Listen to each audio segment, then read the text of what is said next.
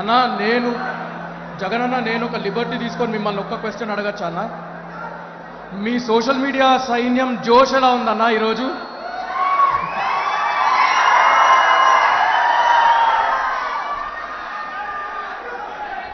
అమ్మ మీరు మాట్లాడతారు. సిద్ధం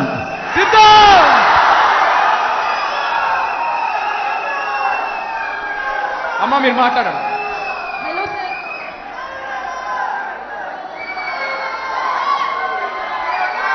అన్న కూర్చోండి అన్న, ప్లీజ్ ప్లీజ్ అన్న దయచేసి కూర్చోండి, ఎక్కువ మందికి ఛాన్స్ వస్తుంది మాట్లాడడానికి. ప్లీజ్ అన్న, ఆరియోలు మధ్యలో ఖాళీ చేయండి ప్లీజ్, అందరినీ కూర్చోండి. హలో సార్, నమస్తే. Welcome to the beautiful city of destiny Vizag.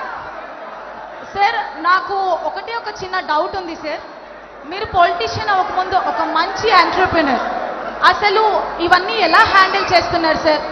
And నేను కూడా ఒక ఎంటర్‌ప్రెన్యూర్ని, యూత్ని ఎంటర్‌ప్రెన్యూర్గా ముందుకు తీసుకెళ్ళడానికి ఒక మంచి సజెషన్ ఏమైనా చెప్తారనుకుంటున్నాను సార్. అన్న ఆమె ఒక యంగ్ ఆంటర్ప్రెన్యూర్ అంట వైజాగ్ నుంచి. మీరు పొలిటీషియన్, మీ పాలిటిక్స్, యాక్టివ్ పాలిటిక్స్ ముందరు you were successful entrepreneur. As a young entrepreneur would you like to give her some advice or suggestions?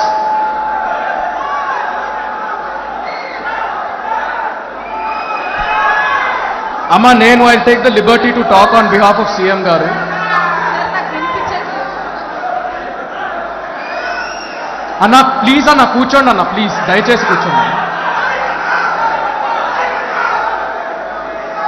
I will take the liberty to speak on behalf of CM గారు. ఆయన political journey ఎంత ఇన్స్పైరింగో ఆయన entrepreneurial journey కూడా అంతే inspiring. మీరు దయచేసి look it up on the internet. ఆయన life ఒక lesson. There is a lot to learn for young people like you. Thank you అన్న. Thank you so much sir. Next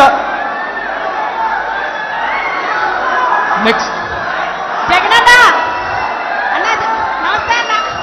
Jagananna నమస్తే అన్న. నేను వైజాగ్ నా పేరు సామ్రాజ్యం అన్న.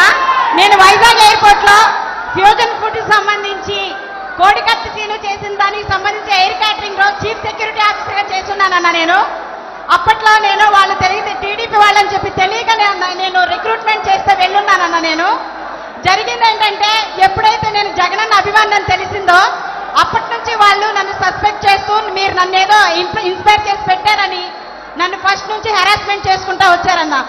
అక్కడికి టీడీపీకి సంబంధించిన నాయకులు కానీ, ఆ సీఎస్ వేణుగోపాల్ కానీ, చంద్రబాబు నాయుడు కానీ, లోకేష్ కానీ, బాలకృష్ణ కానీ, ప్రతి ఒక్కరు, హర్షవర్ధన్ అందరూ అక్కడ కూటమిలాగా ఉండేవాళ్ళు అన్న. అక్కడ ఉన్నప్పుడు అక్కడ జరుగుతుందంతా నేను చూస్తూ ఉన్నానన్న. యాజ్ ఏ సీఎస్గా బీసీఎస్ రూల్ ప్రకారం ప్రతిదీ జరగాలని నేను ఉంటే ప్రతిదాన్ని అవాయిడ్ చేసి నన్ను సస్పెక్ట్ చేసి పక్కన పెట్టేశారన్న. పెట్టేసి ఏదో ఒక రకంగా నన్ను హెరాస్మెంట్ చేస్తూ నేను దొంగతనం చేశానని నా మీద దొంగతనం కేసు కట్టి ఎయిర్పోర్ట్ డైరెక్టర్కి నా మీద దొంగ కేసు పెట్టించారన్న. పెట్టించిన తర్వాత వేణుగోపాల్ అయితే నిన్ను ఎక్కడా ఉండనేను అని చెప్పి నాకు సవాల్ చేసి నా మీద వార్నింగ్ ఇచ్చున్నాడన్న. ఆ తర్వాత నేను ఈ హెరాస్మెంట్ భరించలేకపోతున్నానని చెప్పి రిజైన్ చేసి బయటకు వచ్చేసి వేరే ఎయిర్లైన్స్ నేను ఇనాగ్రేట్ చేసి నేను ఆఫీస్ ఓపెన్ చేశానన్న. సేమ్ వైజాగ్ ఎయిర్పోర్ట్లోనే. మీ మీద దాడి జరిగిన తర్వాత మేము ఉంటున్న అపార్ట్మెంట్ దగ్గరికి వచ్చి మేము ఉన్నామని ఎంక్వైరీ చేసి మా అపార్ట్మెంట్ చుట్టూ నెల రోజులు తిరిగారన్న. ఈ దాడి నేను చేపించాను, మీరు నన్ను అక్కడ పెట్టి మీ మీద నేను చేపించానని నాతో చెప్పించడానికి నన్ను చాలా రకాలుగా హెరాస్మెంట్ చేసి మా ఫ్యామిలీ అంతా మమ్మల్ని హెరాస్మెంట్ చేశారన్న వాళ్ళు. అయినా కూడా మేము ఏంటంటే డిసిప్లిన్ ఉండాలని బయటికి రావడానికి భయపడి పిల్లల్ని తీసుకొని ఫ్యామిలీ అంతా మేము షిఫ్ట్ అయిపోయి వెళ్ళిపోయామన్న రిజైన్ చేసి. కానీ ఎయిర్పోర్ట్లో ఎప్పుడైతే మీ మీద దాడి జరిగిందో అప్పటి నుంచి నేను చేస్తున్న ఆఫీస్ కానీ మొత్తం తీపిచ్చేశారన్న. ఆ తర్వాత వచ్చి అక్కడ జరుగుతున్న ప్రతి మీటింగ్ కూడా నేనేదో మీకు క్యారీ చేస్తానని నన్ను సస్పెక్ట్ చేసి క్యారీ చేస్తున్నట్టుగా వాళ్ళు ఊహించుకొని నన్ను పూర్తిగా ప్రతి మీటింగ్కి అవాయిడ్ చేసి నన్ను పూర్తిగా అక్కడి నుంచి ఆపేశారన్న. ఆ తర్వాత నేను వచ్చేసానన్న. బయటకు వచ్చేసిన తర్వాత నేను మా ఇంటి దగ్గర ఉంటూనే అన్ఎంప్లాయ్మెంట్లోనే ఉన్నానన్న. 5 years నుంచి నాకు ఏ జాబ్ లేకుండా నన్ను హెరాస్మెంట్ చేసి నన్ను ఏ రకంగానే ముందుకు రానిలేదన్న. ప్రతి చోట నా మీద రోబరీ కేసు ఉందని లేకపోతే ఇంకోటి అని కావాలని నా మీద ఇది చేసి ఈ అమ్మాయి వాళ్ళకి కోవర్ట్ అని కూడా నన్ను చాలా హెరాస్ చేసి అన్ని చోట్ల పొల్యూట్ చేసి ఎక్కడా జాబ్ రాకుండా చేశారన్న. అయినా నేనేం బాధపడలేదు. ఆ రోజు నా నుంచి జాబ్ అయితే తీయగలిగారేమో కానీ జగన్ అన్న నా గుండెలో నుంచి మాత్రం తీయలేకపోయారన్న వాళ్ళు ఎవరో కూడా.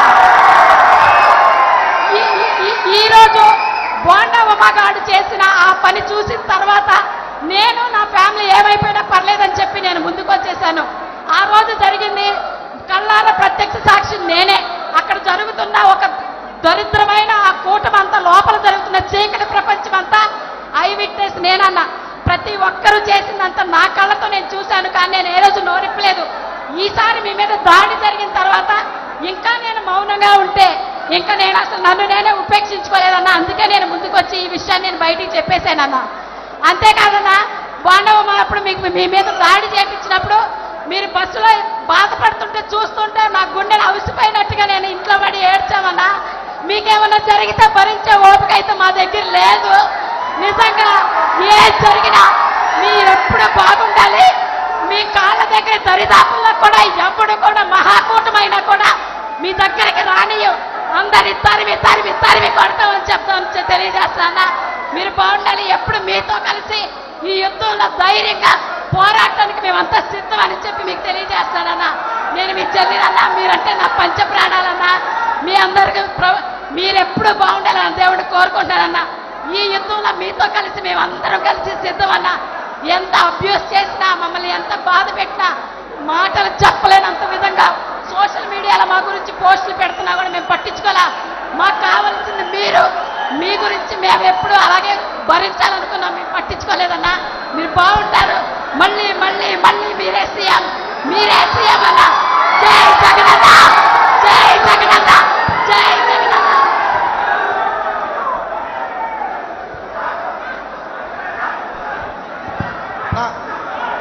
గుడ్ మార్నింగ్ అన్న.